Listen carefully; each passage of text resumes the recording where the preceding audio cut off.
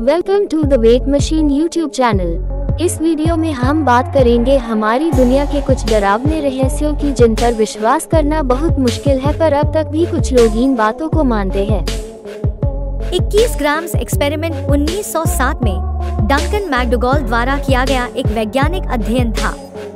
मैकडोगल का कहना था कि इंसान की आत्माओं का भी खुद का वजन होता है और इसे साबित करने के लिए उन्होंने यह एक्सपेरिमेंट किया था जिसमें 6 ऐसे लोगों का वजन किया गया जो मरने वाले थे।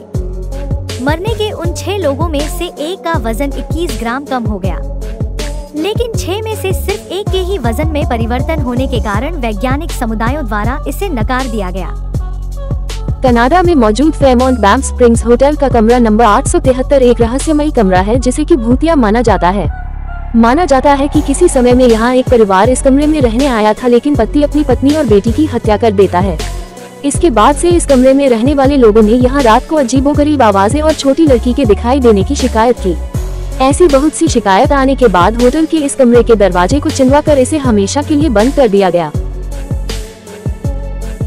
1966 के समय वेस्ट वर्जीनिया के बहुत से लोगों ने 10 फुट बड़े ऐसे जानवर को देखने का दावा किया था जिसका शरीर इंसान का है, लेकिन उसके पंख है और आंखें लाल है, और इसे मॉथमैन नाम दिया गया है।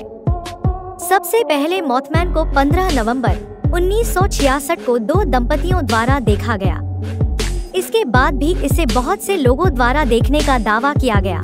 कोई इसे भूतिया घटना बताता है तो कोई एलियन से जोड़कर देखता है, लेकिन यह असल में क्या है पता नहीं चल पाया है। पोंटियानक बहुत से संस्कृतियों में मानी जाने वाली ऐसी औरत की आत्मा है जिसकी बच्चे को जन्म देते हुए मौत हो गई हो। माना जाता है कि दिखने में ये बहुत ही सुंदर होती है, जिसकी लाल आंखें, लंबे नाखून और खून लगी हुई सफेद कपड़े पहने हुए होती है।